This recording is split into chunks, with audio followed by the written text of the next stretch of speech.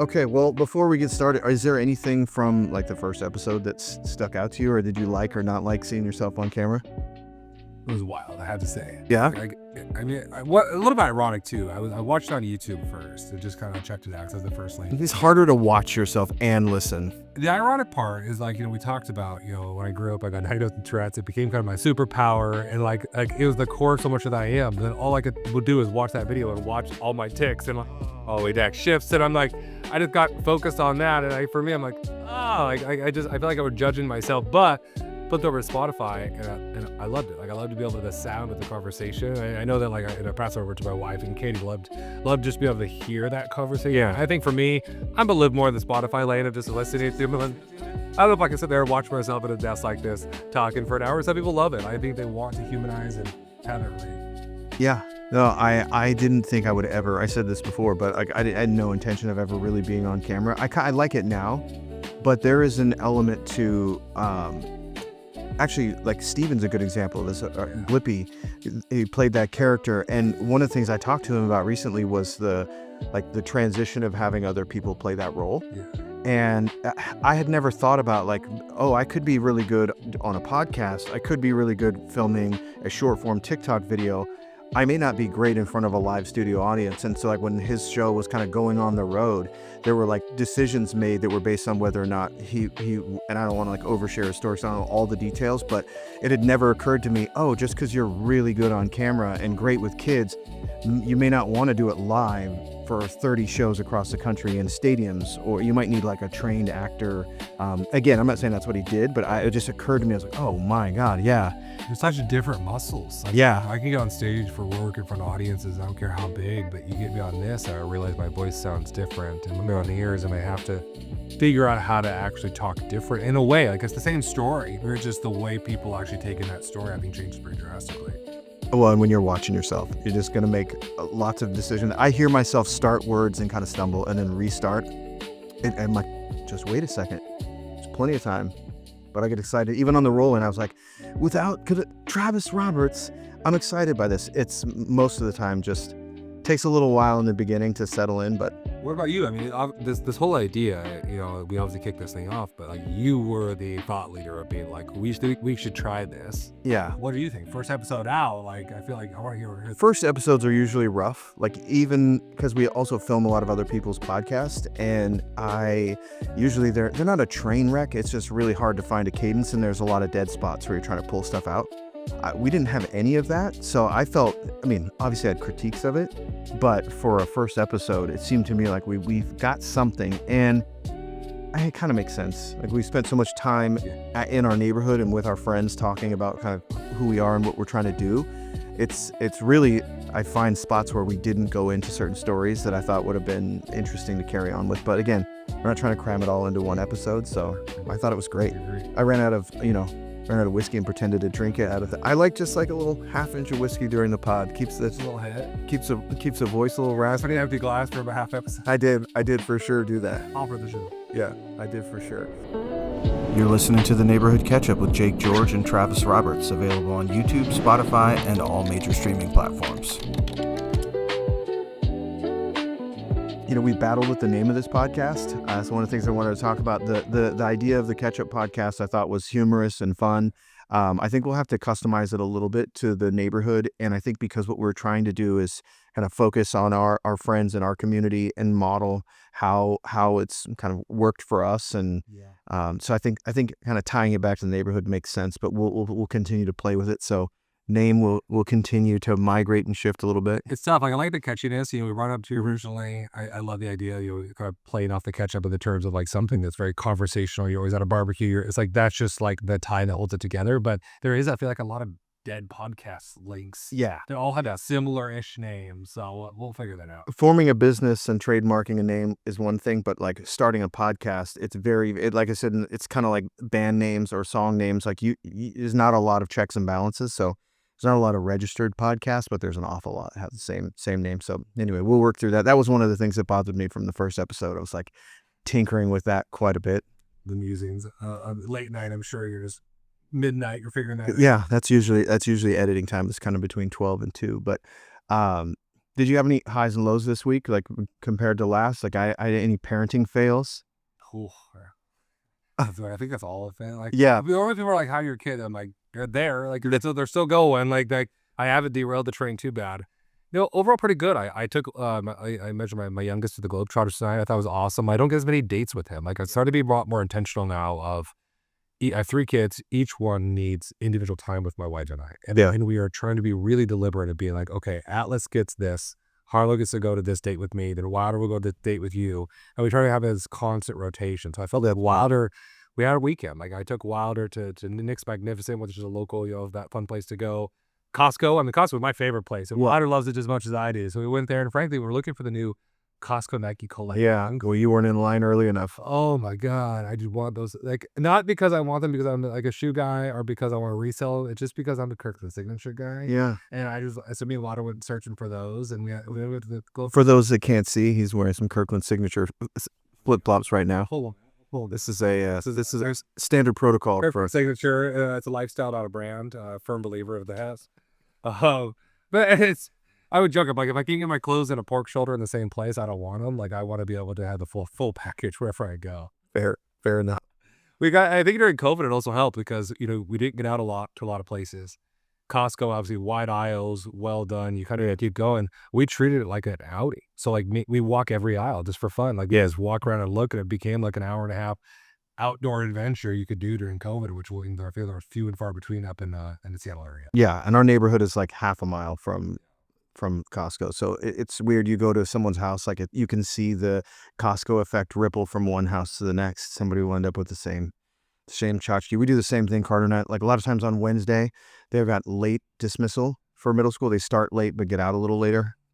So we'll like grab a hot dog and whatever is for dinner that night. We'll usually get it at It's about 50. You can't go wrong. I mean, we already established in episode 1. I've got a thing for hot dogs. It's a theme. That's a theme. That's part of the reason, right? We could podcast hot dogs. There's a real deep tie there. There is. I'm usually sitting in the pickup line. I'll try to schedule my week to where, because that's Carter's returning from his mom's house back to our house. So it's a transition day. And so we try to make a little room for like Caden. We always like buffered around Carter a little bit, like just kind of, hey, don't jump on him to clean his room right away. Just let him transition kind of smoothly. And we gave a lot of room to him, but I never realized like we weren't doing anything much for Caden in that. And he struggles with that transition too of like readjusting, and they're both like truly incredible when it comes to this, but even their excitement of being together again, it causes him, there's different emotions there. So Wednesdays I try to pick Carter up, try not to be on the phone when he gets in the car, and then we would like try to hit, as he's getting older, he's like, I'm cool. I'm like, me too. I just want to go home. I was not looking forward to that 30 minutes at all. It's funny you mentioned Carter. I was thinking the other day, I was trying to tell Katie about the 2-man store. Oh, it could you gotta say it. Like, so it's so good. For people who are older, your kids will say things like, hey, you want to do a 2-man with the girls. And we keep an eye on text messages, and there was a text thread going back and forth, and it was like, hey, if the girls aren't down to do a 2-man, would you want to go solo and just do it anyway? And I was like having a real conversation, and it went all the way there. And so as I was getting ready to talk with him, I fired up chat, and I was like, can you look at this conversation? Am I wrong? I mean, everybody across the board was like, oh, just the adults that were part of the conversation. And chat fired back and was like, oh, there's a common term for a double date these days. And I was like, oh my goodness. Not because I'm no issue with who's doing what with whom. It's just way too young for that. Way too young for that. I have tears in my eyes right now. The first time you told me, I couldn't even make it through the story because I was laughing so hard. Yeah. That was the PG version of the story. It was a rather lengthy exchange, and a lot of it was centered around doing a 2-man with these gals. And I was like, not at 12. What is going on? It's just so good. I just like that complete, like, they go left, you go right, because it's just like the connotation difference is so good. Yeah, I know. I could have really, really stepped in some shit on that one. Yeah, so chat saved the day. Chat saves my day every day, I think. Every day. What about you? I mean, since the last pod, we filmed that, I think, what was that, 2 weeks ago? Like, yeah, no. What's been going on? Things have been smooth with this podcast studio's used by a couple of other spaces. So I think part of my story is because Susan has a marketing agency and manage podcasts for other companies. We've done podcasts internally, and it's become a really good tool for like corporate clients to be able to find a way to tell a story and pull lots of content for them. So we've been manipulating this room a little bit. Shot a music video for Susan's song. Susan's got for those that don't know, she's a singer-songwriter, but signed a deal. She's a phenomenal singer-songwriter. Yes, I mean, like, yes, for sure. I'm downplaying it without trying to sound like. Anyway, yes, very good. So she's on a downstream label for Sony. I should remember the specific group that she's working with, but she's got her first song in the UK. It's a remix of one of her songs. It's a pretty cool spin. It's not like my favorite kind of music, but it's a very specific version of the song for radio over there. So that's been fun, and we shot the music video for that here. Yeah, it's cool. So to be like shooting this with you and chopping it up about like our neighborhood friends, and then come back the next day with a huge corporate client, and then working through that, it's been fun to see. So I get to do like the back end stuff, and they're close to kind of like I don't have to do all that much anymore. So it's pretty cool. So that's been fun. I don't have any like big fails, I don't think. At least nothing that's come to light yet. Yeah, that's fair. That's fair. Yeah, I'm in a cool spot because Carter being 13, I think the only like I think I'll take that back. The thing about like knowing certain things at this age, like you can hear, like when you're a kid, you don't realize everyone can hear through the walls. You can hear you talking on the phone, text messages, other parents, like everyone's monitoring. So we kind of have a good beat on these kids as they're moving around, especially in a community like ours. And so knowing some information and asking him questions, and knowing that he's given me like the bare minimum answer. It's not that he's lying. It's just he just doesn't want to talk about it. And so as we're like getting to that age, we've always had a really, really tight relationship, and we still do. But I was like, he's not going to share this. He's not giving it all. I'm opening the door. I'm leaving room for it. I'm like, I know that that's supposed to happen, and it's the right thing. It's a tough pill. But yeah, it's definitely like there's a morning where like when moms talk about when the babies aren't babies anymore, it didn't seem to resonate with me as hard for lots of reasons. I think some of them are obvious, but this one I felt a little tougher. I was like, oh, why am I off right now? I'm like, oh, I'm kind of mourning the transition of him needing my opinion for all of the important stuff, it seems, to kind of like, nah, I got this. I think everything's fine. Like, It's so hard. It's like you almost as a parent, you hope you always say like the cool parent. Like I still want to be the parent that like obviously you hold a frame, but you can be the one that kids would talk to about everything. You see that you grow up and you have like that friend that had like the coolest parents in the world. You're like, I want that. I want to be that, but like I don't know how you do it. Like, I've always been at a loss to be like, and you can kind of keep the door open. That doesn't mean that they're gonna want to walk through it.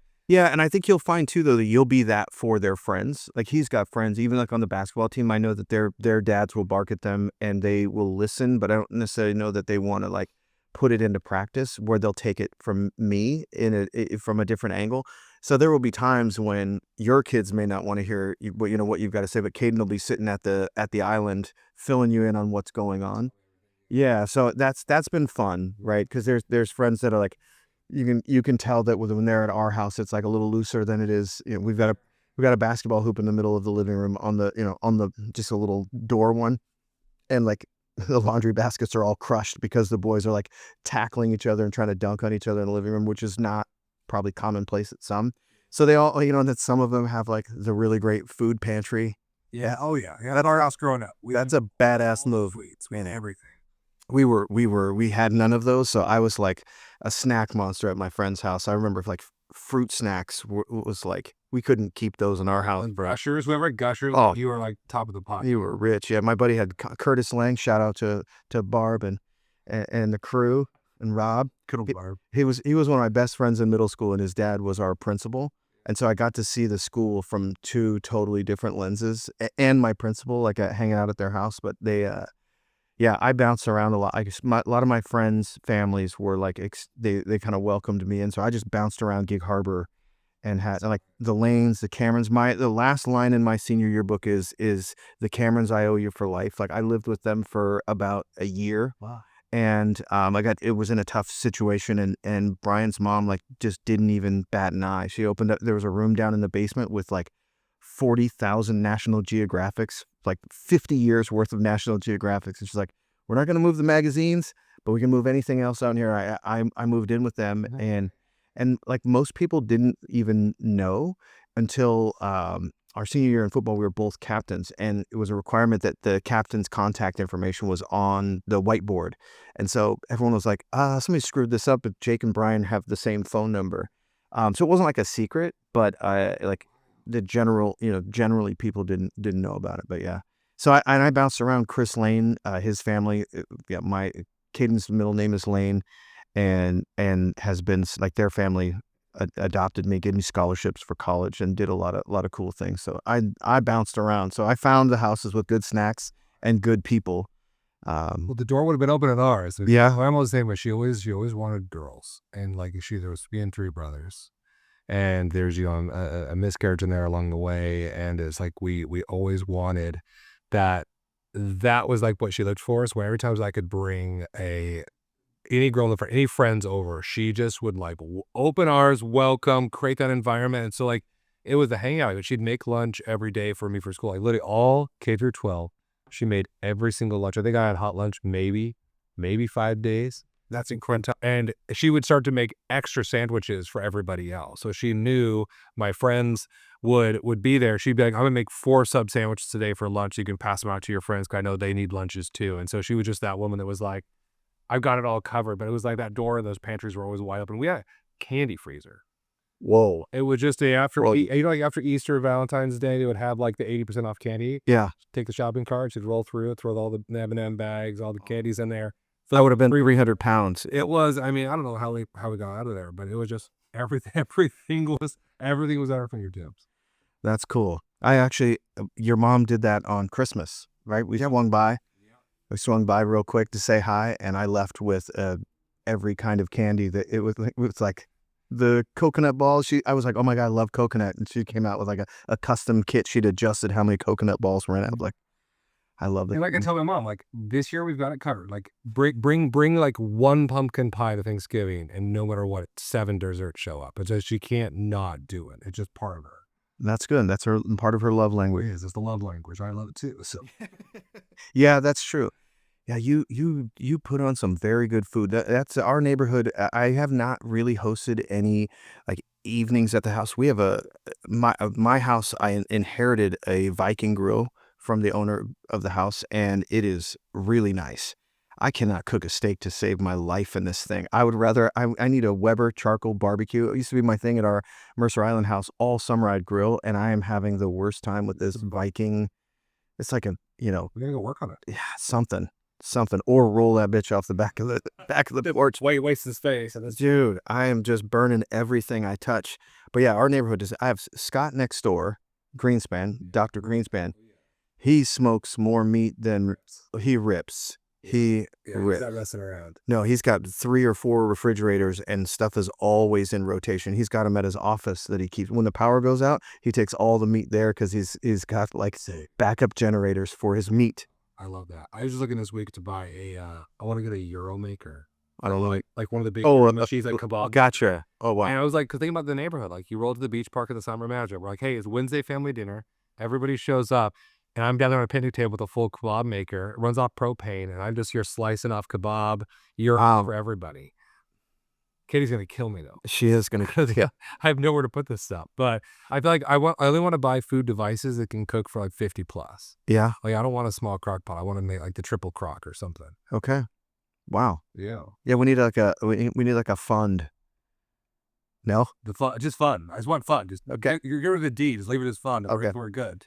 As long as that part is fun for you. I enjoy being there. Yeah. Yeah, I like to roll in with the cooler and hang out at your cookout. Yeah, it's like that's why summer's so good. I really struggle with the winter. It's not because of the gray and like so we live in Seattle area, so it's always dark. To me, it's because you can't get big mass groups together. I feel like when something fun happens, I want to have everyone there, not just like a subset of it. And I struggle with how to do that. I don't know. Everyone lives in different places, so I'm jealous of people who live in sunnier locations where outside barbecue is always an option, because then you can always rip with all your people, how far you want to spread the invite, and that way you don't get into the whole like did you invite them? I can't because I Yeah. need to invite somebody else. That's like Dan said about our neighborhood. He's like, you can drive yourself crazy in this neighborhood when you're trying to figure out what you got invited to or what you didn't get invited to.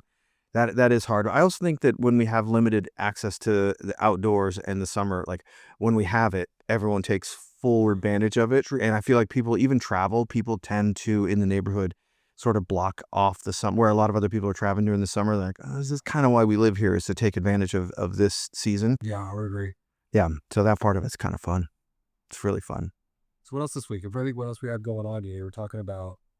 You went to Harlem Globetrotters, is that cool? I've not been. I went when I was like, I don't even really remember it. I know I've been once, but I don't really remember it. Yeah. I feel like your youngest is at a good age for that.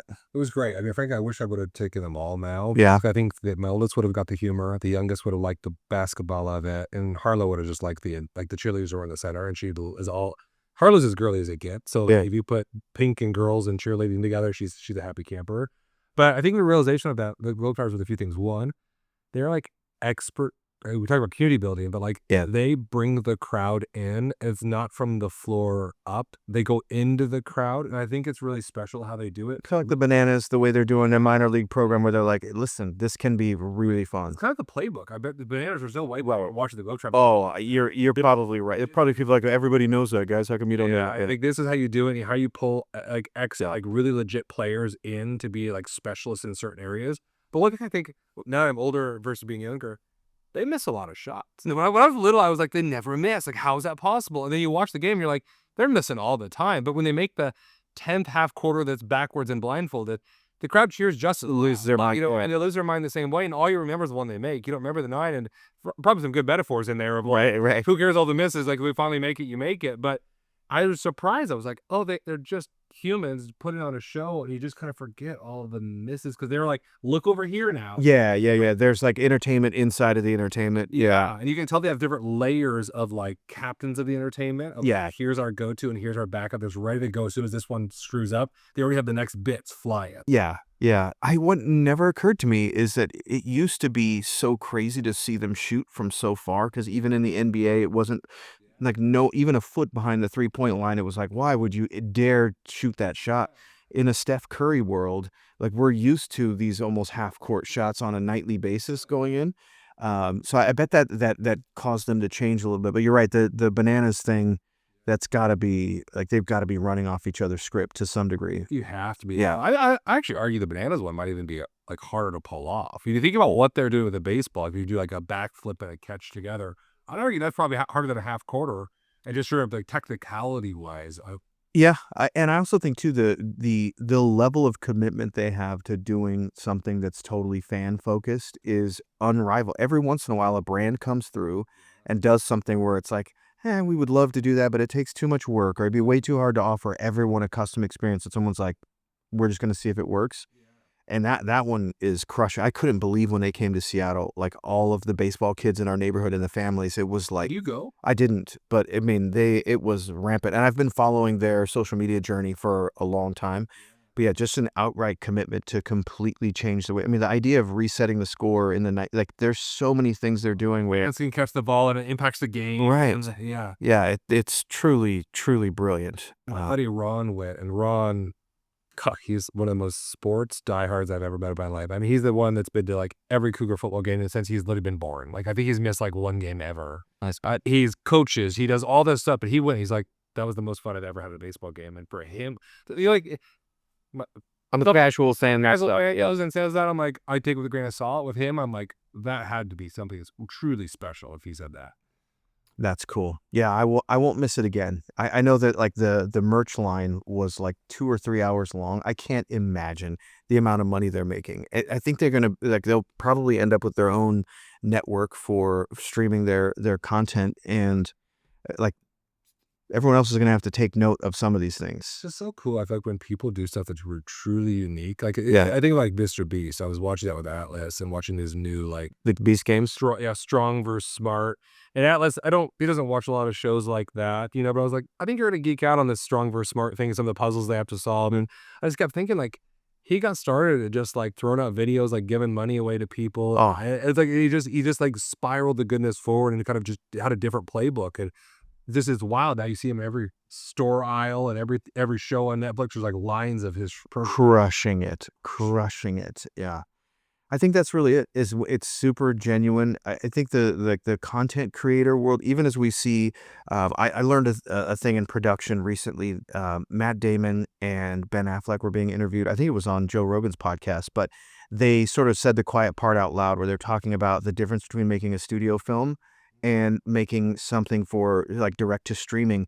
And he said that he didn't say this, but this is what he was implying, is that you've got to repeat the point of the movie over and over again, because streaming platforms know they're competing with a cell phone in the other hand. So if like the movie The Rip that they did, they've cut that in. There's like 70 times where they explain the plot of the movie, and they're doing that intentionally because they're assuming that a lot of people that are watching the show are also sort of spot checking their phone throughout.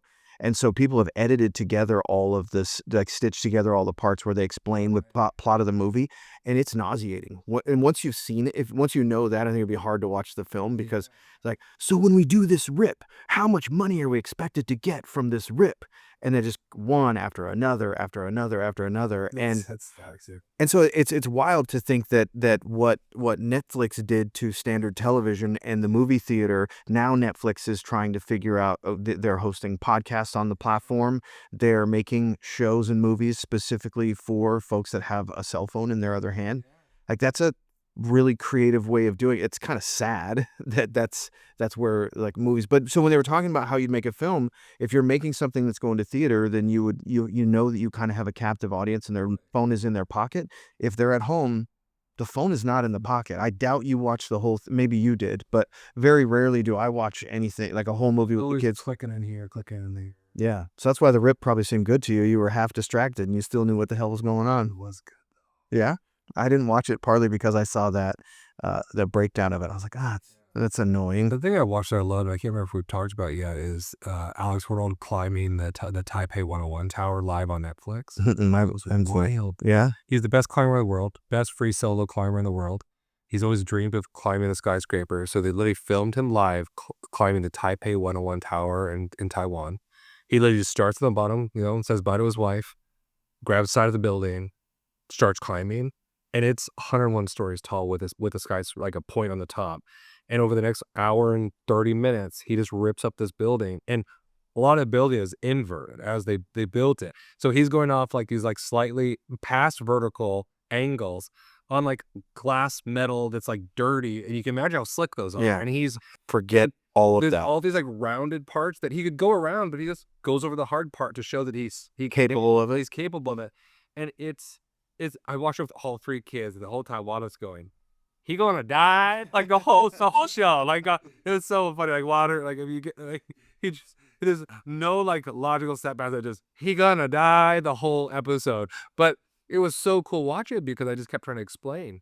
He is the best in the world at what he does. And it's rare that in 8 billion people you get to watch truly number one. And like Jordan. Like you were watching someone that no one will ever eclipse at what he's doing, and you're watching it live. Like he's climbing a building. But like what a cool moment to watch with them, but also being like all of our hands were sweaty. Their hands were sweaty, my hands were sweaty. I was like, he could literally fall if you're We gonna die. If you're like, am I about to traumatize my entire family? Totally. I mean, I think we've all had those parenting moments where you've told your kids to watch something, you do something, and then it's a train wreck. Yes, yeah, but a couple movies like that where we were not even thinking, or like Susan's brother was like, yeah, let's watch Dukes of Hazzard, the movie, and I was like, I'm like, yeah, I don't think it's you. And then I was like, oh my god, oh yeah, we ended up having to turn it off. I was like, you just don't. The Simpsons. Yeah, and it was like it wasn't in.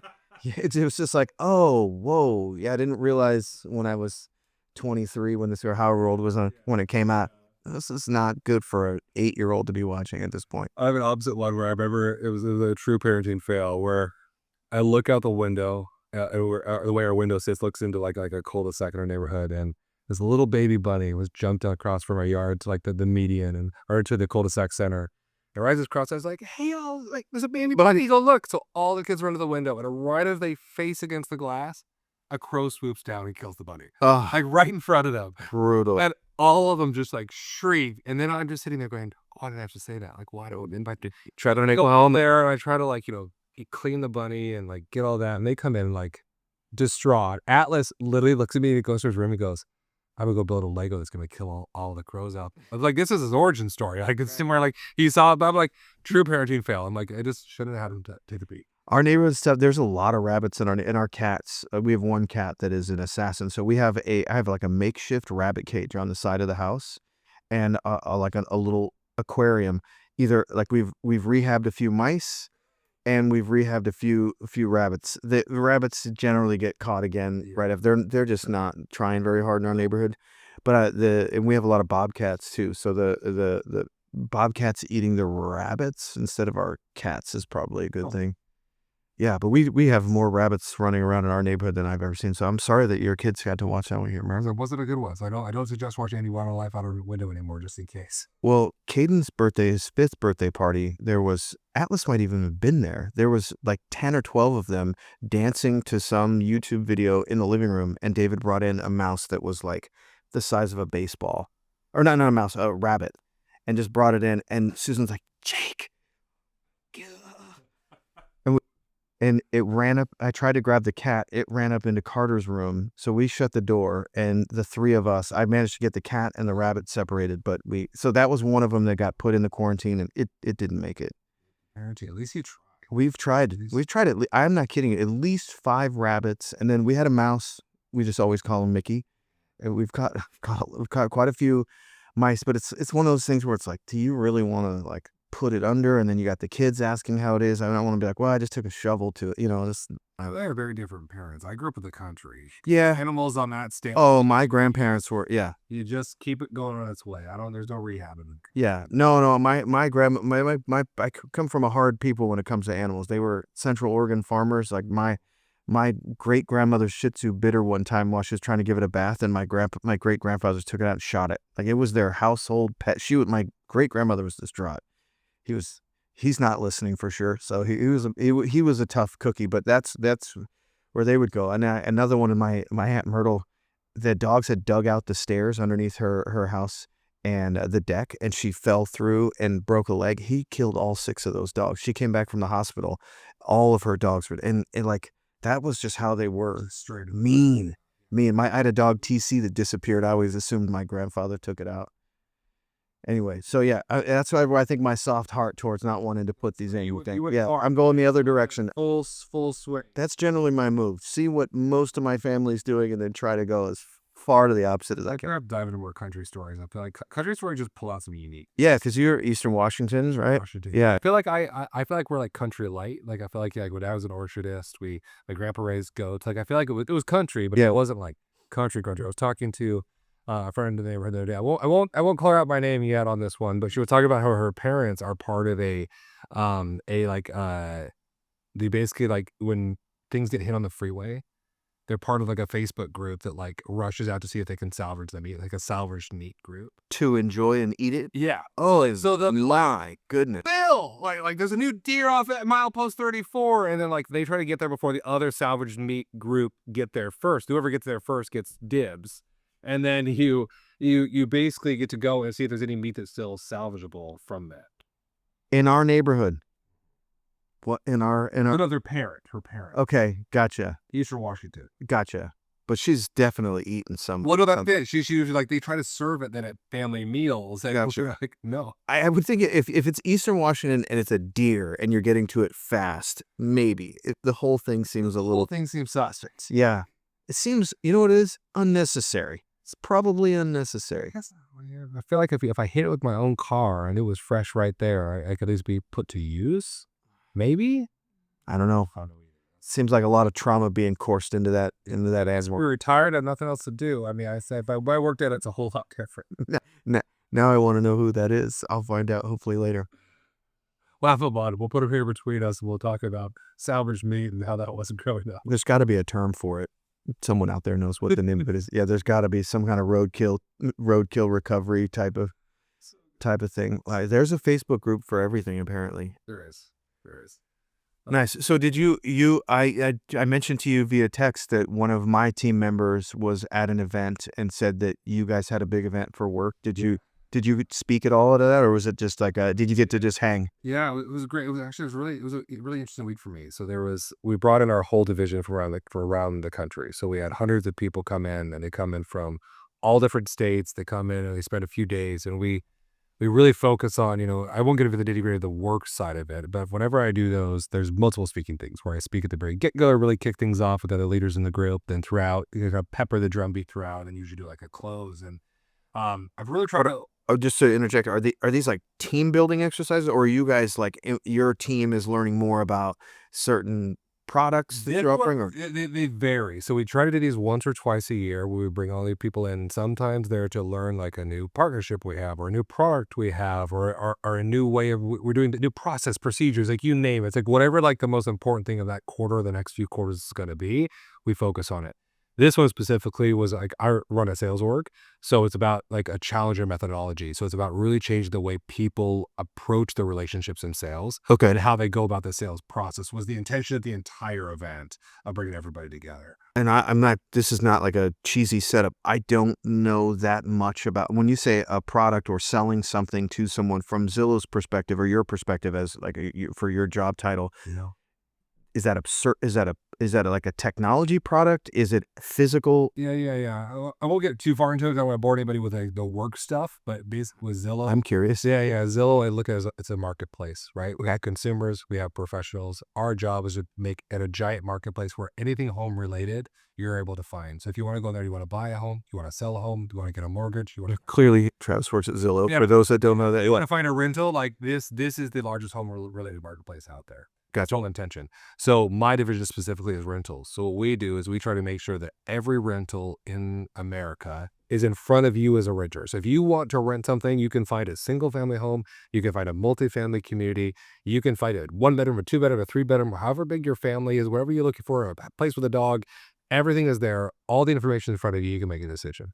So my team is responsible for working with all the partnerships out there. So you think about working with the giant property management companies that have hundreds of communities, making sure all those communities are on, because then when you're looking for a place in Chicago or Washington or DC or wherever you become the default Zillow. yeah, and it really is. It's the largest marketplace out there by a landslide, but it's for us is making sure that like it's vibrant, it has what's there, because it's like we always said power to the people. Like if you give consumers great information, they can make really great decisions. And so that's where we've really kind of focused. So with our team, it's about getting them together and making sure they're doing that world class. Like we want to make sure that we're building relationships that last.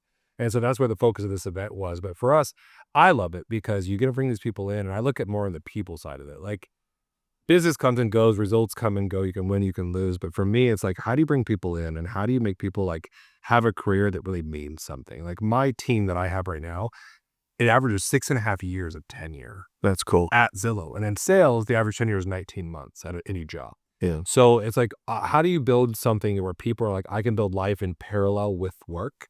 And like I have one of my teammates just had a little one. That's the 42nd child born to one of my current employees that works with like on my team while they worked in Zillow. Wow. I think that's really special. I think about life moments. I think about when people like. I think it's crazy that you know that number because it matters. Like to me, it's like when you care about people and you actually are intentional about being like, I don't just hire people because they're a number. Like get them in, get them out. They're in sales. Like you hear that all the time. Like just there's a revolving door. There's not. It shouldn't be a revolving door. I've had somebody quit my team in 4 years. It's because if you build something special and people feel you care about them, you feel like you actually brought them in for their personal, professional reasons, they stay. They stay for a long time. And for me, Zillow, I deeply care about. The company's great, like the mission, all that stuff. But for me, I think about all the life memories I've had since I've started at Zillow in 2011. Like it's been a lot of years. I could literally like have a playbook of my life. And like there's some really hard times in there. There's some really good times. I actually opened up about one of my hard times on stage this time. First time other worldwide is back. No, that's all right. So you spoke at this event. So you do like emceeing and stuff, but you spoke, and this is all internal, or do you have clients and all internal on this one? Okay. Yeah. And so you went into I know what story it is. I don't know much about it, but you went into it.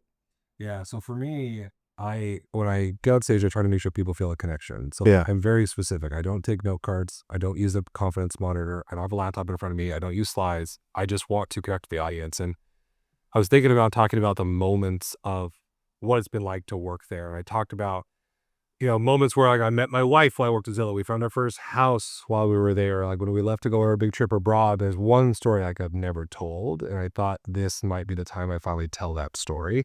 And it's in 2013, my best friend died of suicide. And he also worked at Zillow. He's actually the reason I work at Zillow. He worked there and I didn't. He would text me every single day how much money he made on the sales. And I mean, it sounds so simple and it sounds so stupid, but when you're working a job that you don't really love and you just get a text every day from your buddy, it's honestly like he was one of the laziest people I knew too. Like he would like sleep in, watch Jay Leno before he went to work every morning. He would show up at work at 9 o'clock and he was just at a silver tongue. He was just a really exceptional salesperson. And every sale he'd make, he'd be like, just made $300, just made $450. And he would just calculate the exact dollar amount. And he would just text it to me. And it wouldn't be any words. It would just be the dollar figure. And after like 3 months of this, I was like, fine, I'll work fine. I'll try to work at Zillow. Like, this is ridiculous. And so I went and applied. I just fell in love with the culture. I fell in love with the people. I got to like ride into work every day with him. I got to have lunch with him every day. And so this week, I kind of told the story of in the building that we work in, the Russell Investment Center, and it sits downtown. It sits right just off of the Pike Place Market, the iconic market of Seattle. And down the 17th floor of this building, there's this beautiful deck, and it has like all of this plant life on it. I mean, there's like reeds that billow in the wind. It just feels like you're like an outdoor like safari kind of a park. And we're sitting up on the 34th through like 36th floor ballpark.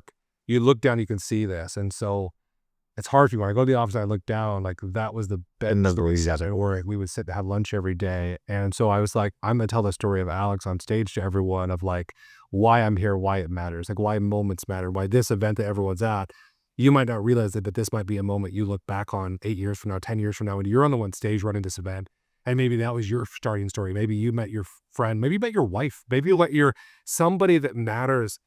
And I was on stage, and honestly, it's the first time I literally just broke. I just like the tears started streaming, and it's like you're in front of hundreds of people that are like, and I bet they loved it though. I bet they loved it. It just like, but as a speaker, you try to like, I would say I hold a frame. Like I know how far I can go left and how far I can go right in my emotions. I stay between the frame and I'm okay to go to the edge of it. I know I can hold. The wall broke, and I was just bawling. And then I finally turned the corner and got like to the actual close of it. And I wished everyone, a safe travels home. And I walked off stage into the green room area, and I was the only one in there. And I just bawled. I just sat there in the corner of that room and cried for 5 straight minutes of just downpour. Part of you thinks that I maybe the last decade I've been Holding on to that. because last time I spoke about him was I emceed his funeral. And it was the hardest speech of my life. And I think since that moment, I just held it all inside. I think this was my moment I finally broke it. And I think people at work they felt something, but I definitely wasn't my intention to go that deep. But I just look back now and I was like, I was exhausted. I think for the last 48 hours, even Kay was like, you're so tired this week. I was like, I think I just emotionally collapsed at Thursday. I just think in fact, today I finally started to recover from it.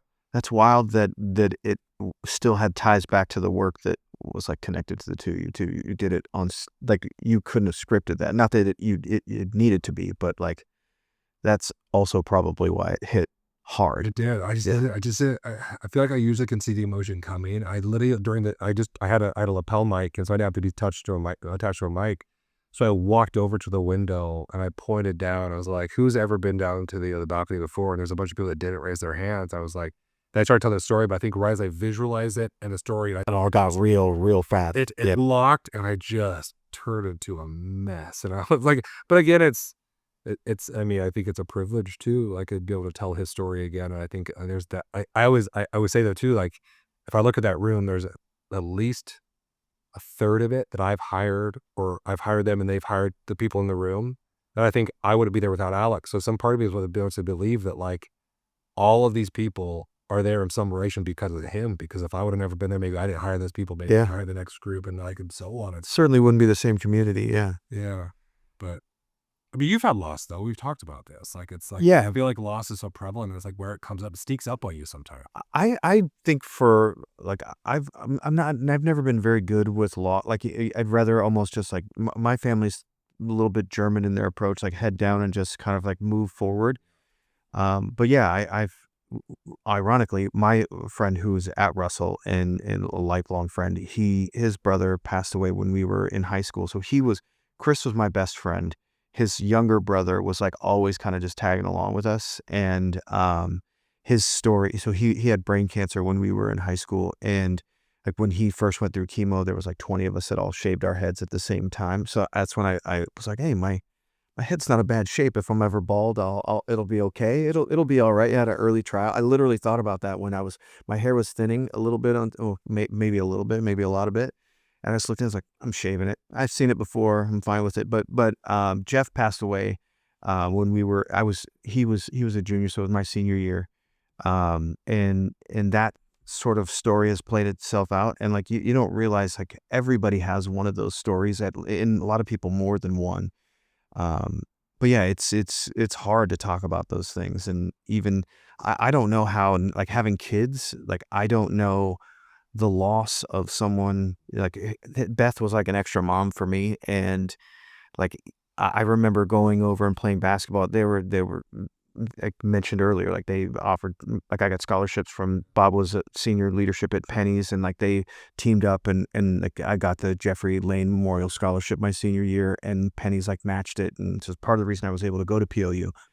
And they were just like great people. But I remember going over to Chris's house and like we'd start playing basketball and I would have the wrong shoes on. And like Jeff and I wore the same size shoes and there were shoes sitting there. And I remember Beth being like, it's okay. You can wear them. And then Bob coming home. And I remember him being sort of upset. And I knew enough at that age to not take it personally, but like it didn't occur to me till I was much older that like, Different kind. if I was in that situation, I don't think I could. I would be like, you're not worthy of wearing those shoes. Like they should have, because they were anyway. So those are the kind of things that like I can see where in that moment, like especially if there were those pair of shoes were sitting there and I was telling that story, like I would buckle in all of that too. And it's been a long time since That's that. hard. You think about, I mean, the kid piece is just such a different angle. There's something about the kid. As a parent, I can't. I mean, I know that I've been involved in the Make-A-Wish Foundation. I think I've been Yeah. doing it for a long time. And yeah, I started when I was 16. Jeff actually he got a wish. Get out. Yeah. I'll let you finish your story. But the short version of Jeff got a laptop and a portable printer like way before that was a thing, and a part of it, so at the hospital he could like do schoolwork and stuff and sort of stay connected. But so cool experience with Make-A-Wish Yeah, I just think on our end too. think about any charity. I mean, I've always said the Make-A-Wish, there's just something so special about it's like everything's going wrong for these kids. Yeah. They have a life-threatening illness. Like they didn't choose this. Like they get sorry, give her. Like it works out when I talk about the Make-A-Wish. It's like I didn't go think I was going here. They don't choose this. And I think to make there's a lot of darkness there. Like there's like, when you think about like the hospital visits, the shots, the needles, all the unknown. And it's like, they just want to be a kid. And I think the make sorry. No, I had really not planned to go here. The Make-A-Wish to me, what I love about them is they're like the one organization that's like, well, let's go toe to toe with the darkness. Hope is bright. Yeah. And hope takes these kids somewhere that like nothing else can. And sorry, dang it. I know. I said, not planning to go here. Ugly crying a podcast. But what I love about it, is hope is special. Like hope is something where these Make-A-Wish kids can hold on to all the way before, like, let's say they have a trip. Mhm. These kids, like, that's what the nurses talk about. That's what the doctors talk about. That's what their aunts and their uncles, their cousins call to talk about. Like, get excited for the trip. And then once they have the trip, it's like, how was it? Tell me about Disneyland. Tell me about this magic. Tell me all this stuff. And it's like that hope, that moment is stretched out so far. And it's the powerful. It's like when the darkest of days, talking about Disney, talking about Mickey helps. And it's like, and I think of the specialness. And so for me, I got involved with Make-A-Wish. I did an internship with him during college. I did all the stuff at Wazoo, the coop per day on the field, the football team. I take Make-A-Wish kids out there, the 50-yard line, do the coin toss. But what was really special, I love this, is when I worked at Zillow, I was firmly believe that like the people of Zillow, the community, we talk about building community. I was like, people want to do something special and they're willing to band together if someone just simply builds the frame. They'll fill it out. And Zillow has always been a great company in the sense that they'd said, we won't supply the money because like we firmly believe in housing related charities. Like that's the lane that we're going to stay in. But you want space, you want time from people, you want use the resources we have, like go get it. And so I took that, I just ran. And so I worked with a bunch of colleagues and we've actually sponsored 11 different wishes. And what's cool about wishes is you can raise the money for a wish and just simply write a check. You can say, here's $10,000 or $5,000. It used to be 5, now it's, I think it's 10, maybe it's more now. And you can push it forward and say, great, your wish is covered. And then like, boom, it's covered. And some wishes are less expensive. They might be a computer and that's maybe $3,000, which is great. Other wishes cost a whole lot more than that. Right. So it just kind of averages out. But we would always find really difficult wishes, like more like experiential wishes. And we were and we were like, let's raise the money, but then also like create an experience. And so I'll tell you about one that was just my favorite of all of them. There's a little girl named Shaloma, and Shaloma wanted to go see the castle in Germany that the Disney castle is like resembled after. Okay. But I'm gonna if I say it, so I won't. But that was her dream. And so we're like, great, we'll raise the money to send you and your siblings and your parents and everyone you love all the way to Germany and back. Like, great, check that box. And the employees of Zillow raised all that money. But like, what we're going to do is they always do like a wish party. And usually that is you go to a restaurant, you have a private table and they come, you say, congratulations, your wish has been granted. Here's a backpack full of toys. We're so excited about it. Like, that's usually the process. Gotcha. We said, just come to the office at noon on Tuesday and we'll do that little party, right? What Shaloma didn't realize is we turned every floor of our office into a Disney kingdom. So Shaloma, she shows up and she walks into like checking the front desk and there's a big boardroom right behind that. And she walks in and that boardroom's where I was and we were dressed as normal day. She sits down with her friends came, her siblings came, her parents were there. I think her grandparents were there. And we have a lunch. What she doesn't realize though is one of her employees on a side owned a Disney princess business. So what they do is like all the birthday parties, right? Oh, Out of nowhere, Belle runs in, full Belle. Is like, Shaloma, our kingdom's in trouble. I need your help. You have to save it. And Shaloma is just like frozen. And then she hands Shaloma a scroll. So one of our employees loves making scrolls, which is like, when you ask, it's weird. The wildest you get out of it. She opens a scroll and it's like a whole decree from the king of like how much she needs her help. Is a dragon that's invaded the kingdom and she needs to help save it. And then Belle hands her this giant box and she opens the box. Inside of it is this beautiful flowy gown that another employee made because that's what she specializes. This is like a movie. And so she puts on this gown and all of her friends are like starting, the volume of the kids are starting to raise. Yeah. And so we're like, follow us. And so Belle leads her into the elevator. We all get into this elevator and we go up one floor. The doors open. Knights line the entire hallway. And the whole tech team, they transform themselves into knights. And they line the whole way. And so she's walking. All these knights are like holding position. And she's walking at the very end. The king is sitting there, full throne, full king, full cape. And he's like, Shaloma, we desperately need your help. You're the only one that possibly can save it. Here's your first clue. And all the clues, like I wrote all these clues that rhyme. And she rhymes and it leads her to the next floor. And we have stairs between every floor of our office, stairs all the way up. The whole office had gotten together and lined the stairwell. So you're talking like hundreds and hundreds and hundreds of people cheering her on, signs like, save our kingdom, Shaloma, we need you. She went to the first floor and it was like Fern Gully. And then she had like an archery challenge. And once she saved the princess from that challenge, that princess joined her on her journey. And then she got the next clue. And then she went to like Under the Sea. And then she went to the Pirates of the Caribbean floor. And then she went, it's like floor after floor after floor. And every floor she got another princess to join her. And like this dude, and the whole office kept following. So you're talking like just hundreds of people. And it's like, the whole workday was gone. Like we were all committed and we kept getting bigger. And then she finally got to the floor with the dragon. She got a sword to vanquish the dragon on one floor. And she finally got to this dragon.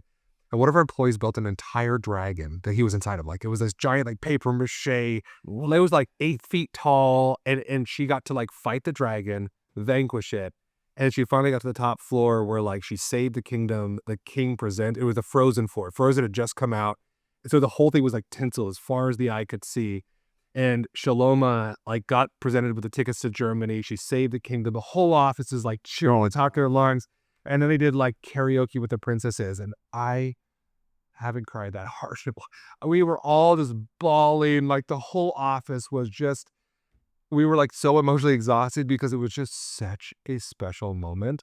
And even her mom wrote us afterwards and like after we did the trip to Germany and all that, and she's like, Germany was great, but she talks about that day in the office. Yeah. And she won't stop talking about it. And that became the almost the wish. Like, yeah. she got to be a princess that saved a kingdom. And it all happened because you just build a frame and let people fill it. Like, I didn't know somebody made scrolls. I didn't know somebody made dresses. I didn't know somebody could make a dragon. I didn't know, but people just said, I'm in. Like, let me do my thing. And I was like, great. And I didn't say no. I didn't say, no, you have to do my thing because I have the plan. It was just more of, we have a wish. Who can contribute in what way?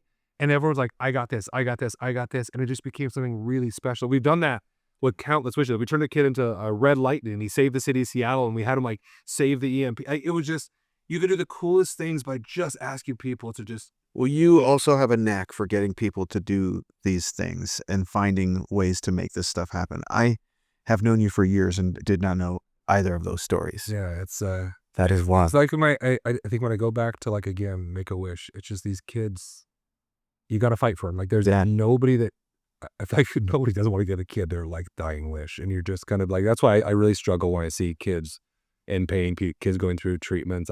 There's a soft spot. I just can't. Like, since I was 16, I just think there's nothing that I feel like I think everyone, there's so many great charities out there, and I love that people donate. The Heart Association, you name it. For me, the Make-A-Wish just calls to me. I just feel like these kids deserve something so special. Gosh, that is really, really cool, Travis. Tissue girl. Yeah, dang. Well, I didn't really think it either about like the ripple effect of it. Like, it can seem sort of like, rather than a wish, like make my life easier for in some sort of way, but in that at that point, it's like life is so devoid of something to be hopeful for that it needs to be something big. And a lot of doctors have sworn that hope itself can extend lives. They're like that one core thing. Like kids that have a trip or kids that have something that's on their horizon, life expectancy goes longer because they waited out to get that moment, and you realize like the power of that is unbelievable. Yeah, solid little cause there. So you to take something that is already incredible to do and make it really, really crazy. That's fun.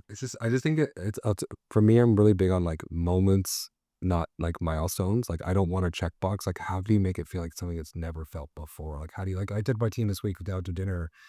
Everyone else in my org did dinners at restaurants. Yeah, I just went to skate. I went out a roller rink and we had an 80s neon party, because you're like, no one at my company has ever thrown an 80s neon like party at a roller rink ever. And so I was like, let's have a moment. Let's have something different. And it doesn't always have to be like touchy feely, but it just has to be different. It just has to give someone a play with they haven't seen.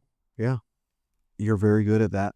That's why I thought this would be interesting to do this with you, is that like I have enough, like we have enough deep connections and like faith in who we are as people, but we don't really know a lot of these stories. So I think it would be different if we had to like kind of can them and figure out, what are we going to talk about next when you're there? Like I'm curious, especially because you've done so many different things.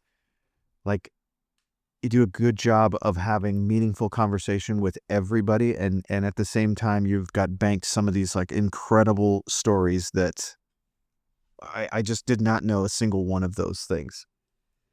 It's like and I feel like I'm on a quest for, and Katie always makes fun of me, is I'm like, people have really unique talents and a really unique, wild, strange passions I just don't know about. And I'm like, how do I find them? I'm always on a quest to be like, what question finally cracks that nut where I'm realizing somebody hasn't been somewhere that it really matters or it's meaningful, that I'm like, oh, you haven't had that experience that we can help you get. And I just feel like there's always that bridge to cross. Yeah, I met a couple of new people when they've come to the neighborhood, like going through and like, well, I know Travis. I was like, you're good. You're fine. You're fine. That's it. You found him. That's the guy that's going to keep you well connected.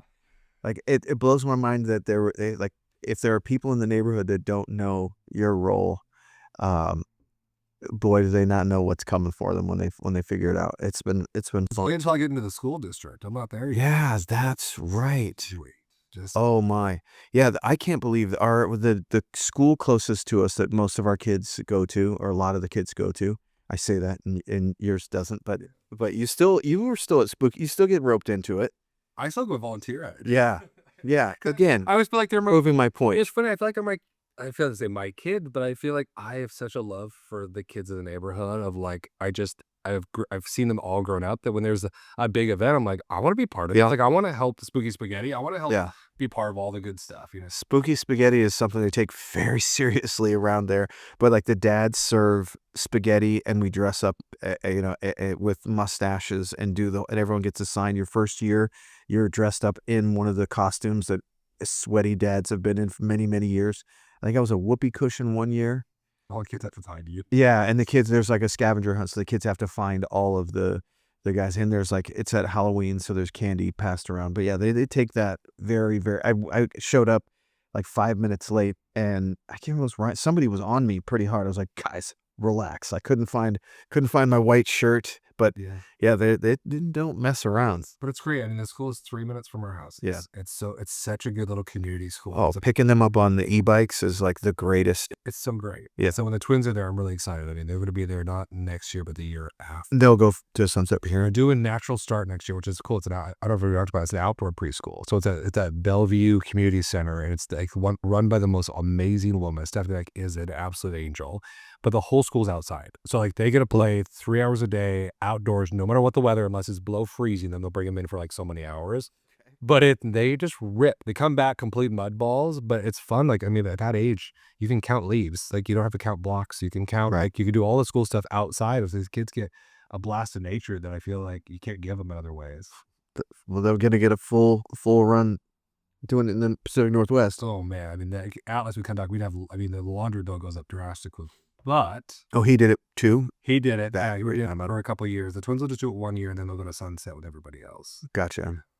Yeah, that'll be fun to have Caden and Jack and Henry and the whole crew that knows them. It's nice on the bus. Like that's one of the cool things about having like our neighbors and the kids that are all 2-3 years older. You know, on the bus is like, there's a steep learning curve for kindergartners on the bus. Caden came home with a lot of stuff last year. Where I was like, oh, whoa, you can put a lot of guardrails in place, but shit goes down on the bus. Which is why this bus from a 3-minute away drive is even funnier. I know it's a long route home. Yeah. It's like it's a lot. I think it's 3 minutes away, and the bus could take 40 minutes. Right, because they get on the freeway and backtrack all the way there. Yeah, there's been some lessons learned on the bus. I'm like, where is that coming from? But there's a 30-40 minute ride home where they keep them sort of separated, but it definitely bleeds up. And of course, the littles, all they want to do is like look back and learn, and it's like it gets more intense the further you go back, and it just kind of bleeds its way to the process. Yeah, The back. yeah. There was like a little Caden, it was two of his best buddies, and two of our best buddies' kids. A lady was like, "What you guys are doing to him is bullying." She didn't know that they've known each other, for. She's like, but that is technically bullying. I was like, he could almost use a little confidence peck every once in a while. So he came back. He's like, "I was bullied today." I'm like, "By whom?"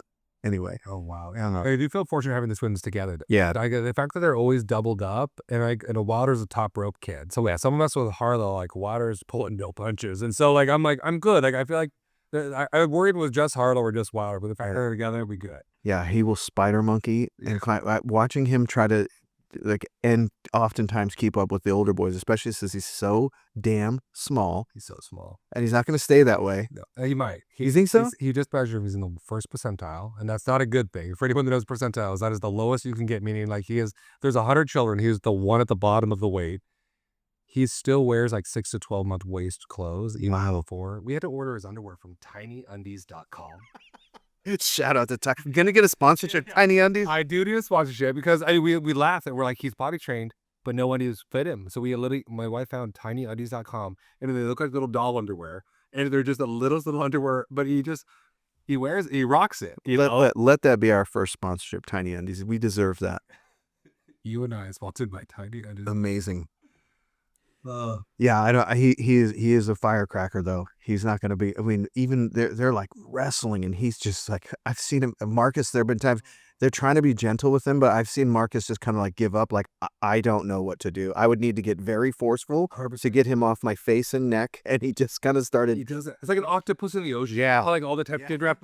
He just latches on, but he's so light you can still move with him. That's exactly what was going on. Yeah, I mean he'll like kids do that, like they'll grab your leg, you know, you're like they'll like bear hug. And with Atlas, I can't really move. With Water, I just keep walking like normal. Yeah, because like nothing. It's like I'm wearing a boot. That is so funny. He's so cute.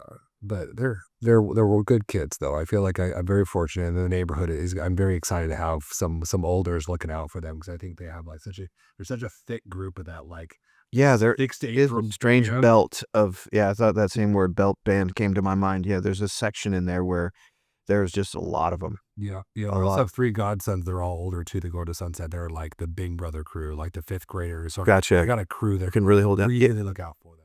my kids are just wide enough in age where they'll never be in school together, which I thought that would have been fun to have just a little bit of overlap, but It's like 1 year, senior, freshman, yeah. sometimes. But because of the neighborhood and because of the friendships, like, even with basketball, there's a couple of kids that I've coached who have younger brothers, and with Caden in there, like, there's a lot of crossover. I grew up in Gig Harbor, so we had a small, like, the middle schools all played each other in sports and whatnot, but even in high school, there wasn't a lot of, like, crossover hanging out with other folks, and, like, Carter has friends and friends that are switching schools, but because they can stay in contact with each other, they still like doing birthday parties and talking all the time. And like the idea of knowing like core friendship groups at 3 or 4 different middle schools it just didn't wasn't an option for. Place, I mean, there's what 50 schools within 10 Yeah, miles of where we live. I mean, it's just absurd the amount of choice people have. I think parents all overthink it. right. I mean, I don't know about you, Oh yeah, like they you go here because this or because that or that sport or that school or that AP class, and I'm like, I sometimes I want to tell these parents, I'm like, your kid's average. That's okay. Like right. your kids just gotta go to school. Like just let them go to school. Like Yeah. quit overthinking Oh, this. I had friends. A friend of mine who lived on Mercer Island and was like carting his son to Queen Anne really just a decision about where I think he or someone in his family had gone to that school and wanted it, and it was like, dude, you're in one of the wealthiest pockets in the state. You're one of the best. I think it's the first or second best school district. Like, what are you Country doing? Bay, the country bay school in Queen Anne. I think that's exactly where he's They going. would know exactly where he is. Yeah. Yeah, there's a few schools that are sought after like that. But I Yep. agree. I think that I don't always struggle. I always you want the best for your kids. If you have the means to give them the best, I don't know what the choice is there because to Yeah. me, I think you can try to force your child to be amazing, but if they don't want to lead into it or they think it's spoon fed to them, I don't know if you're setting them up for failure in the long run anyways. Like there's no playbook. I wish there was. I mean, I don't try to act like I have parenting advice in that sense. More than let your kid be who they are. Like Yeah. if they're into jaywalking, get into jaywalking with them. See, I mean, but like quit trying to force them into hobbies that they don't actually want. Like if you want your kid to play piano, that's your thing. That's not their Yeah. thing. But Yeah. I took some piano lessons for about a year. yeah, how'd that go? Poorly. Yeah, poorly. And they get trying things. I just Yeah. sometimes parents just I mean, you're nowadays where they're like, "Oh yeah, like my kid's in 27 activities." And I just am thinking to myself, that kid doesn't want to do 27 activities. Well, and like in our this is for the neighborhood folk in the Cove that are listening. The baseball commitment in our neighborhood is wild. Like basketball's intense. We're in multiple basketball teams and traveling and doing tournaments, but like compared to what the baseball parents are going through, I'm really hoping to dodge that. Caden's not really Carter's past it. Caden's not really showing interest, but and I get the fun part of it. It is like going to the tournaments, the state tournament for middle school basketball. I went last year for the first time, and we were like at risk of not qualifying. We're like, we're gonna have to send in a letter and request a pass to get in because it is fun. Even the parents, it's just a really good time. It feels like going back to a college campus, Yeah. and your kids are all gonna be. It just feels it's a ton of fun. But baseball, they're doing that like every weekend. One of my teammates at work, her daughter was really great at softball, and the amount of accessories they had, even the vehicles they bought, were all geared around making sure that setting up the double and triple tents, and there's a whole world of It's just such a baseball. the reason why all the hedge funds are buying into Yeah, sport yeah, they're because they're just money makers. Like everyone's guilted into having what somebody else's friends has, or mhm. all my son's friends are playing. I better play too again. I can't leave them hanging and let them be the outcast kid. The walk-up songs, I mean, again, I know that people it's fun.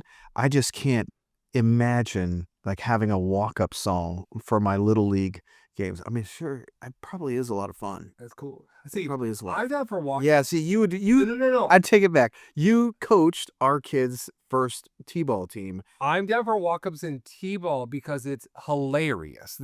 I'm not trying to be cool. I'm not trying to be something special. I think it's so funny when a little kid walks out there with pants that don't fit, Yeah, a jersey hanging out of their knees, and they're playing like hip hop as their walk-up song, like do the Dougie out there. I'm like, it's hilarious to me. yeah, it's pretty cute.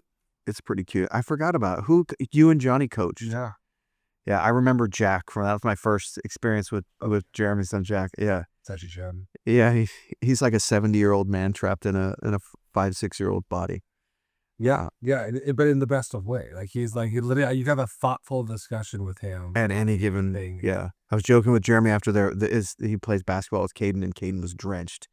And he was like, my son's over there reading on the park bench, and your son is like soaking wet hair. And he's like, I realized he helped Susan coach at the basketball game Saturday. I was like, you can be the assistant coach today. And he's like, I was sitting out there just taking in. I might be watching Jack's last basketball game of his career. He's like, I think he's moving on to other things. Jack's gonna change the world. Dude, he is gonna do something incredible. I mean, if he's already 80, I can only imagine what happens to you. Add a few more years. Yeah. Yeah, he's such a sophisticated little gentleman. I'm coaching T-ball again this year. So I just got the mail. You are? I just got the mail saying like when I have to take my trainings for it. But it's wild. So this year, the twins are going to be the T-ball age, and obviously I could split them up into like a girls T-ball and a boys T-ball. I'm like, yeah, I'm not happy. Yeah. I went and I got 2 practices, 2 games, and so we're doing 1.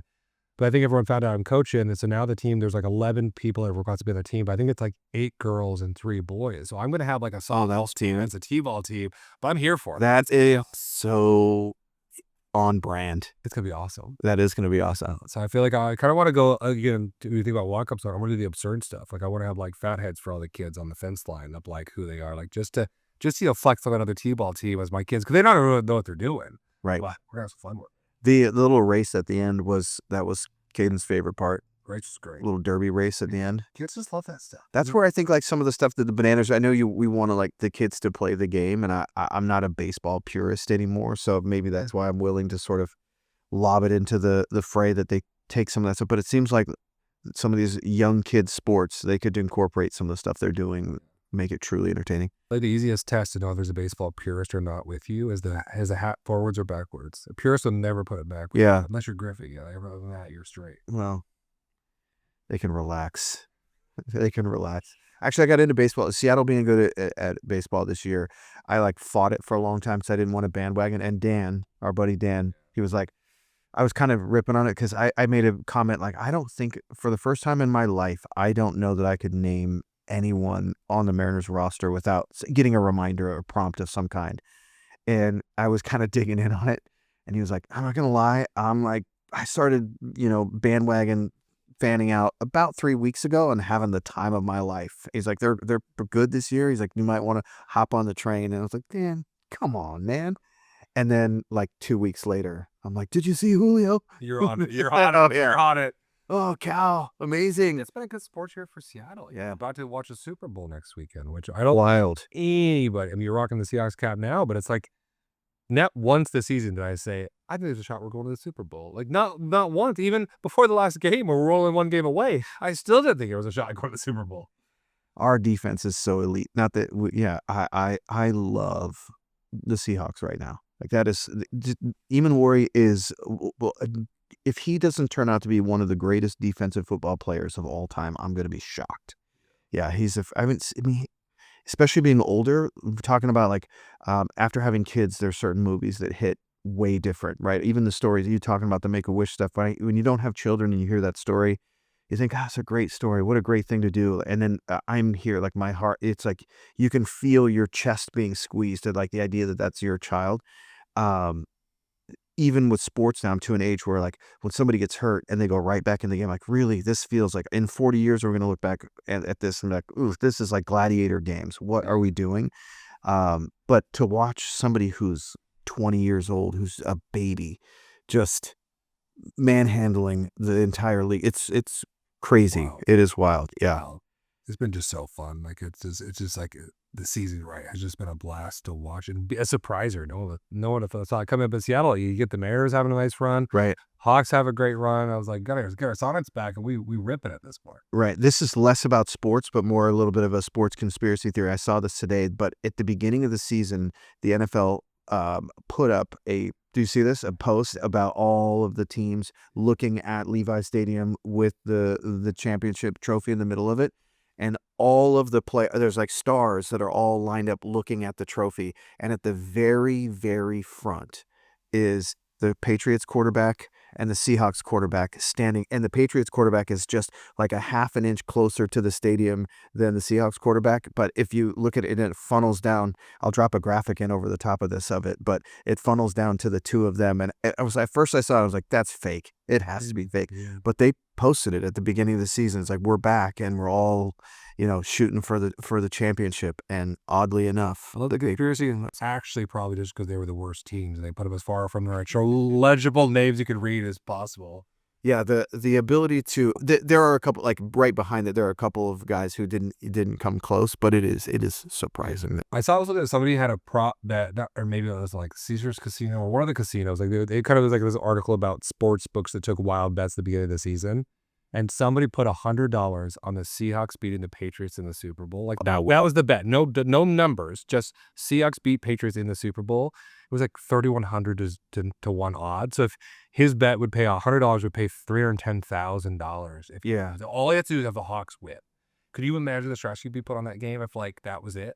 Well, you know what they do though, right? A lot of times people will fund it and say, then put $100,000 on the opposite bet so that you guaranteed to net out 150 grand no matter what happens. But yeah, that I hate sports betting, by the way. Like hot take, I think it's awful. And I have there's so many of my friends that are like, dude, get off this. But the guys I play basketball with, they're constantly updating, and it's like they literally so much gambling going on at all times that I think it's part of the reason. And I don't really care about Vegas. Sorry if anyone else does, but like we used to go on 2 times a year, go down for a marketing event, and you could just feel the life just draining out of the place. I went like as COVID happened in the beginning, I was there. A lot of people came back with it, and then too soon before everyone was back, like they had another convention, and I was contractually required to go to both. I had a great time, but definitely came back with COVID on the second one. But we were walking the streets, and Randall's a former NFL guy, big dude. We've been in some sticky situations. We were walking. I was like, oh, there's a couple times we were ducking into hotels and taking the shortcut. It was just so bad. It doesn't feel like it has even come close to bouncing back. But I saw a thing yesterday that was like 25% at any given moment of it is unoccupied, which is the worst it's been in forever. But the numbers are not all that far off because sports betting is carrying a lot of Vegas. But there's To me, I don't understand it. Like, I get that. Okay, if you go down there for restaurants, great. Like you have some of the best restaurants in the world, some of the best Michelin starred stuff. Awesome. If you want to go down for shows, great. There really is phenomenal production, all put in a very small area. Yeah. But like the actual spending money, wasting money, or I think about like all like the bachelor parties that go down there, the bachelorette parties that go down there. I never understood the bachelor parties. You have to wait in line, high covers, high drinks. There's so many other cities around the U.S. now. Like go to New Orleans, like go to Austin, go to these other places that have great bar scenes, music scenes. You get what you're looking for, these great social environments, but you're not just basically in a place that's just a vacuum to your wallet. Yeah. They provide some deviance that you probably won't find in some of those other cities, and some options. That's fair. I'm not going to tell the whole story, but a very short version of PG Pod. Oh no, it isn't. Well, yeah, there's definitely parts we'll have to leave out, but the very short version of this is I worked for Pioneer for a long time as a technology trainer, and I'd have to be down there for CES. And Randall with the St. Louis Rams, and they had lost. Either they didn't make the playoffs or they lost the first round. And so they kind of all bolted for Vegas. And I was there. So it was myself, Randall, Steven Jackson, who was at the time was like borderline league MVP, just having a monster season, the running back for St. Louis. And then Richie Incognito showed up. who is famously one of the wildest characters you'll ever meet. So Randall was there for the first couple of nights, and Isaiah Kazavinsky was a Seahawk for a while and got crazy story. He double dipped and went to the Rams, and so that was kind of my connection between one of my best friends and these guys. And so we were going out, and Randall's like, I have to go home. Like I've been here for days. Like I'm out. But Isaiah came up with this idea of introducing me as their booking agent to everybody we would meet. And so at the time, since we were traveling, especially Steven Jackson was like, he's a Vegas guy too. So he was the big name in our crew.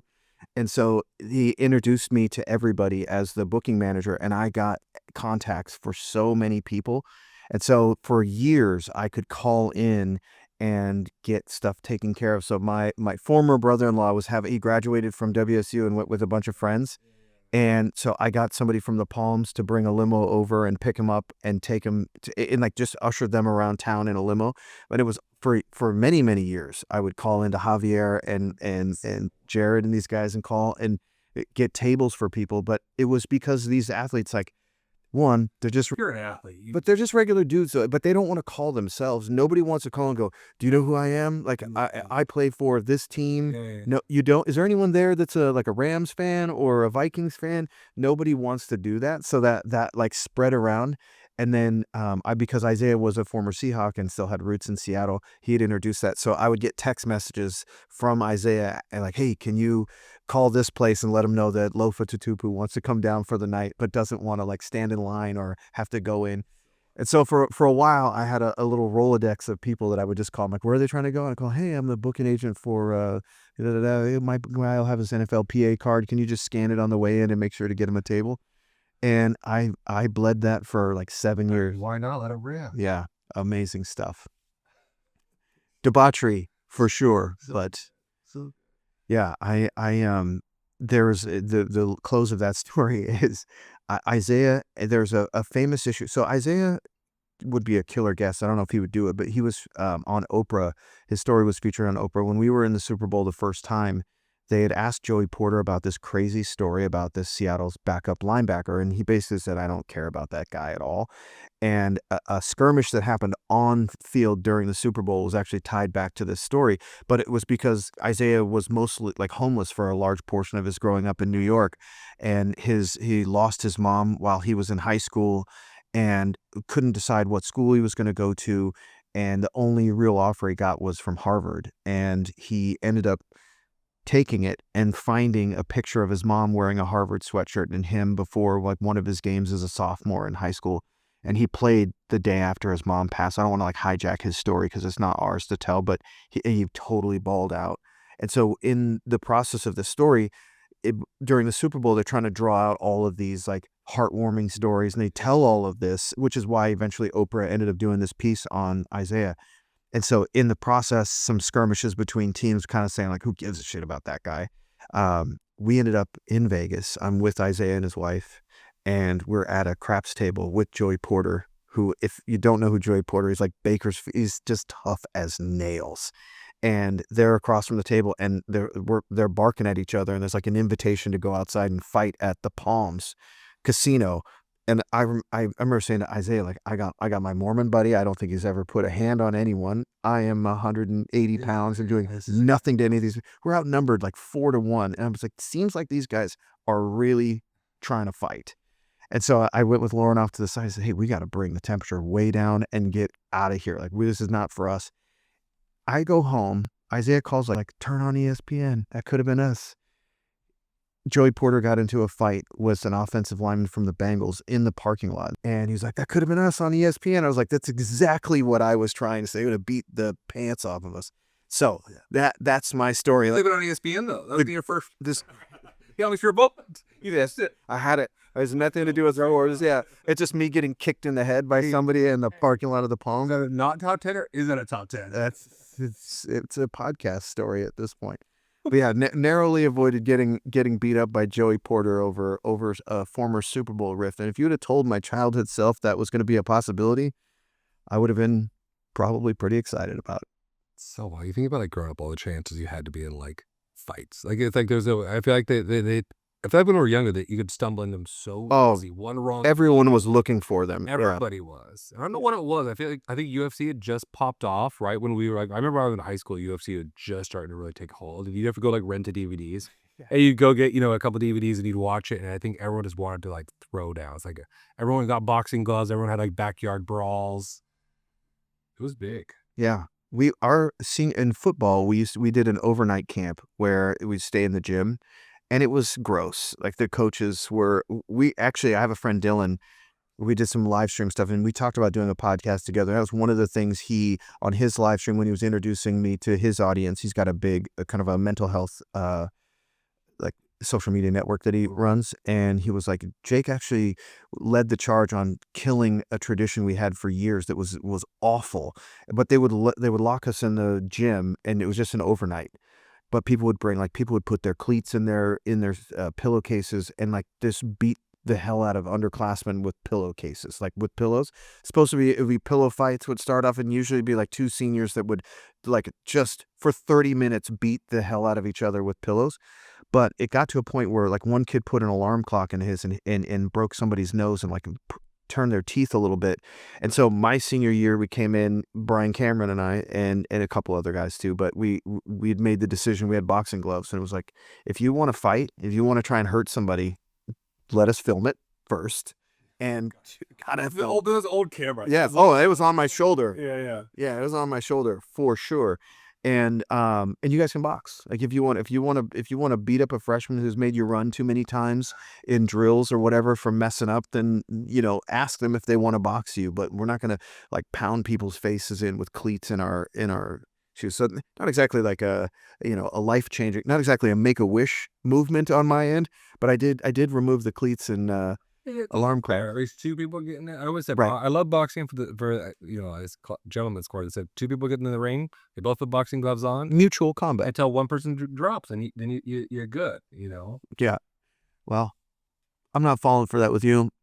I remember the first time I ever put gloves on, I was a freshman in college, and it was at Wazoo, and they was going through like a recruitment week. I was in a fraternity, and so I was a counselor, so they took a group of a bunch of kids that all wanted to join houses. You'd go around for a week and they'd tour different places. And I was like the counselor that was guiding through those houses. And I was sitting there with my group, and one of the places we were at for the afternoon, they wanted to do boxing in like the sand. There's like a sand volleyball court. So they had a bunch of their own like members of that fraternity were like just boxing each other. And I remember one of the members walked over to me, and it was a guy I knew from the dorms. His name was Brad. He was like, "Do you want to box with me?" And it was like such a social peer pressure play because I had all these like incoming soon to be freshmen. I'm a junior, and he's like basically calling me out in front of all of them. And I'm supposed to be like the cool guy they know, and so of course I had to say yes. And I was like, I might just get my teeth knocked in. Like I've never put on gloves in my life, and so I lace up. I'm nervous because I'm like I'm gonna get beat up in front of all these kids. I know I'm gonna be like who knows what's gonna happen. And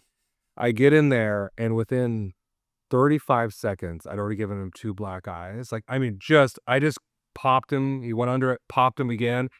And I called the fight for him because I was worried about him. And I right away, I literally remember thinking, I was like, I'm doing this again. one, I was like, that was a rush. But two, I'm like, I might actually have a sport I'm actually like, I feel like I've always been good at sports, but not elite. Like I was always good basketball, good volleyball, but never varsity like starter.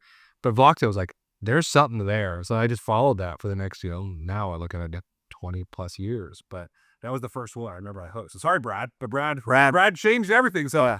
I gotta find Brad. I gotta thank him for that. Yeah, let him know. Let him know that you're still beating the shit out of dads in the garage. Travis has a full boxing setup in his garage, and there is a group of our buddies. I am not one of them that consistently they do their fight club at the Ass Crack of Dawn. Yeah. But I got one mom in there too. You did? Yeah, we had Alice's school. Erica as a mom of one of Alice's little friend Claire, and Erica wanted to start boxing, so she's jumped in a few times with me. Oh, that's cool. I don't spar with Erica, but Yeah. I will if she's ever ready for it. But she's great. She comes there and works hard. Yeah. Well, Erica, you check with Brad before you do that.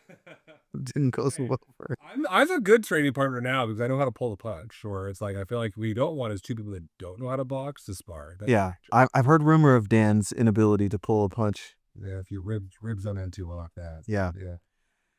Well, I think this would be a great place to park it for the day. I appreciate everything. Do you have anything coming up that you're excited about in the next week? Is this a down? You kind of coming off a big week. Honestly, I kind of start my resolution. It was like New Year's resolutions. I would start mine in February. Just to I feel like January is too clouded with everybody else's and all the drama of holidays closing. I feel like February is just a nice clean start. So I think tomorrow I'm just gonna get after it, start running again, start really just kind of putting the work in. are you still going after your quest, or are we letting that marinate? I don't know if I can do it again. Last year I tried. Everybody says no. My quest was I had a buddy that asked if he think I could run a 5-minute mile at 40. That was when he challenged me for that. Was last year. I didn't know what the answer was. I didn't know if I could or I couldn't. So I put in about 6 months of training to see if I possibly could. I got it down to 5:18. I was very proud of that, but my hammy just did in. I had to take 4 months off of running. My leg just finally gave up. I just don't think it's not worth the push. Yeah, I was out all summer. I couldn't play volleyball. I couldn't do all. yeah, you were right. Yeah, we lost you for a big chunk. I was limping. So I think I'm good. I'm good. 5:18 at 40 is a fast enough time for me to know that I still have at least something there, but not all the way. Yeah. What about you? I know this is a pretty. We've got a lot of work related things. I'm trying to scale up a couple products. I've got a project in New Jersey that's coming together that I'm excited about. So I'm just going to keep kind of pushing that to get it over the finish line. A lot of times we have to heavily train people how to make the product, especially when we license a product into a new market. And this Jersey group they're so sophisticated. They've got machinery that's like magnitudes more capable than even ours. So I was able to just kind of send the formulas and SOPs, and he was like, well, if we need you, we'll fly you out, but otherwise I think we've got this. So no, I'm excited about that. But no, I'm looking forward. It's supposed to have some decent weather. Looking forward to that. It's like 60s in February. Yeah, I'm trying to decide what I'm going to do about we went the polar plunge for after the year. I have sort of made fun of the ice bathers for quite a while, but there's something about that sort of resonated with me. So I'm not gonna go buy an ice bath or do it on the regular yet. But that's sort of Got a cold lake right there. yeah, that stuck with me. That I jumped in. Did we already tell this story? We went out and polar plunged with a bunch of people in the neighborhood, and we got in there, and I just went for it. Jumped into the lake, dove in, jumped out, and I was like trying to just puddle skip back to the shore, and I heard Manuel go, okay, now everybody 2 more minutes. And I looked at Adam and locked eyes with him, and I was like, hell no. And Adam looked at me like 2 minutes. Is he out of his? And we were walking, and I heard Manuel, and I look around and nobody was leaving the water. We were there. I was like, oh shit, we're really gonna do this. And he's like, yeah, you got to get your shoulders under the water. So I had to kind of backpedal back out in the water and dip down. And there was about a minute in, I thought, I don't know if I'm going to do this. Like there were. You gotta get numb. You gotta get fully numb before you can actually embrace it. Right. Yeah. But there was a moment at like a minute 30 where like I was like, it doesn't matter what bills do, who's not, nothing matters right now. It's like almost you go into just pure survival mode. But afterwards, it was like, oh, I kind of get it. Yeah. It also helps when Manuel loves it because he literally can walk back to his house in a warm shower in about 1 minute. So I think you and I are a little bit farther from that ability. Yeah, and a lot of the like Rob with the sauna, I could definitely ice bath if I could immediately go into the sauna right afterwards. But that's the new thing right now. Everyone wants to get a sauna. I know. I mean, I'll let all my friends get saunas. I know. I would have. Rob's doing a good job. It's got a nice central location. Robbie is gonna be great for us. Right. My chilly little friend. Yeah. So maybe so then the next pod, maybe we start off with an ice bath. Maybe we start live from the lake. Yeah, we're not going to do that. It's a technological nightmare as it is. Let's not take it out. Okay, well, we'll follow up next week. I think we should look to have our first guest on our next episode. Yeah. If not the next one, right afterwards. I feel like we've got a short list. We started seeing we end up with number 1. Me too. All right, everybody. Well, thanks for hanging with us, and we'll catch you in the next one.